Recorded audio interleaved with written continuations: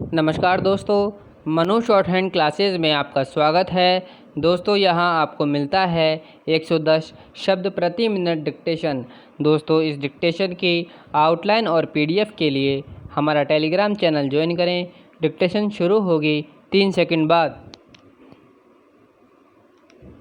अध्यक्ष महोदय, आज जो किसान है गन्ना पैदा करता है वह परेशान है कि क्या होगा, हमारा यह व्यापार रहेगा या नहीं रहेगा, उसका यह व्यापार चलेगा या नहीं चलेगा।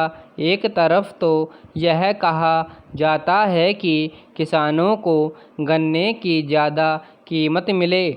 हम किसानों की सहायता करना चाहते हैं और किसानों में हम यह आशा करते हैं कि वे अधिक पैदा करें, लेकिन दूसरी तरफ किसानों को जो मिलने वाली चीज़ें हैं उन पर नए नए कर लगाए जाते हैं।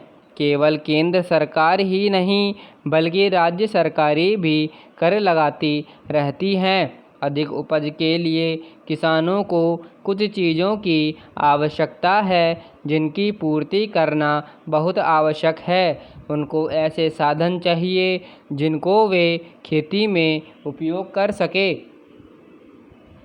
हमारे प्रदेश में बड़े बड़े बांध बने हैं और उनसे बिजली पैदा होती है, लेकिन बिजली घर का कहीं पता नहीं है। बिजली घर यदि बना भी हुआ है तो भी उनको बिजली नहीं मिलती है। नलकूप पड़े हैं लेकिन चालू नहीं किए जा रहे हैं। जहाँ पर बिजली पहुँची भी है वहाँ के जो किसान हैं वे भी दर दर की ठोकरें खाते फिरते हैं, लेकिन उनको बिजली नहीं मिलती है। बेचारे किसी तरह से कर्ज लेकर डीजल पंप खरीदते हैं और उससे वे काम चला रहे हैं, लेकिन अब सरकार ने डीजल तेल पर भी कर बढ़ा दिया है। इसका नतीजा यह होगा कि उनके पंप पड़े रह जाएंगे।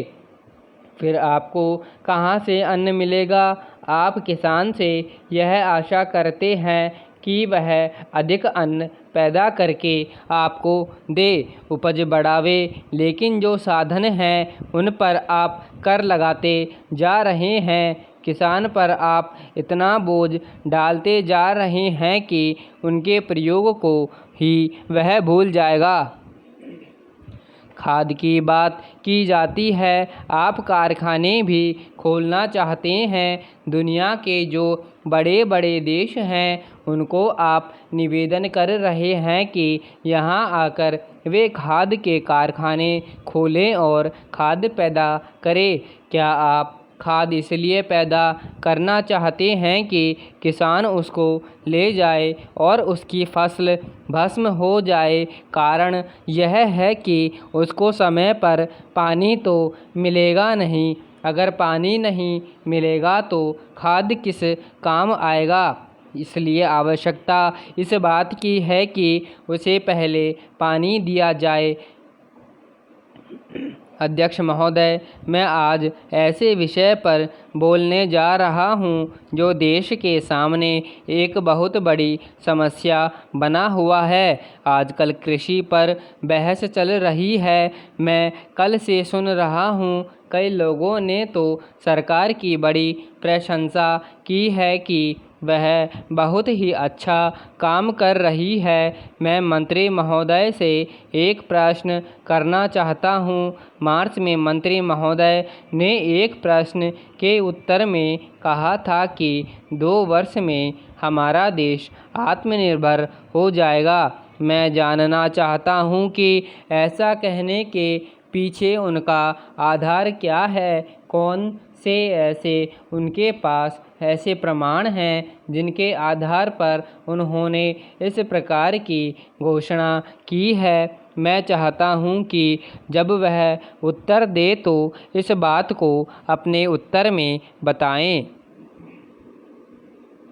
आप जानते हैं कि इस देश में 80% लोग खेती करते हैं और उसके बाद भी आज हमारे देश का सम्मान दूसरे देशों में कितना है? आज हम दूसरे देश के नागरिकों के लिए खाद्यान्नों का आयात काफ़ी मात्रा में कर रहे हैं। खाद्यान्न की स्थिति बिल्कुल संतोषजनक नहीं है। देश में जहां 80% खेती करते हैं, हम भोजन के मामले में भी आत्मनिर्भर नहीं हुए हैं। इसके कुछ कारण हैं। जिस समय देश स्वतंत्र हुआ, उसी समय से इस सरकार ने कुछ गलतियां की है, जिसका यह परिणाम है कि आज इतने वर्षों के बाद भी हम आत्मनिर्भर नहीं हो सके। उसका सबसे बड़ा कारण यह है कि अपने देश में पहला स्थान खेती को न देकर उद्योग को दिया गया है। उद्योग हमारे देश के लोगों की जीविका का मुख्य साधन नहीं हो सकता है। भोजन की समस्या के हल के लिए किन किन चीज़ों की आवश्यकता है, उसकी तरफ हमें ध्यान देना चाहिए। सबसे पहले पानी की आवश्यकता है। मैं समझता हूँ कि देश में सिंचाई पर काफ़ी जोर दिया जाना चाहिए और सिंचाई तथा खाद्य मंत्री एक होना चाहिए। यह मेरी मांग है। पानी के बाद खेती के लिए खाद भी आवश्यक है। खाद का स्थान दूसरा हो सकता है। आज देश में खाद की बात काफ़ी जोर देकर कही जाती है। यह कहा जाता है कि उपज को बढ़ाने के लिए खाद की आवश्यकता है।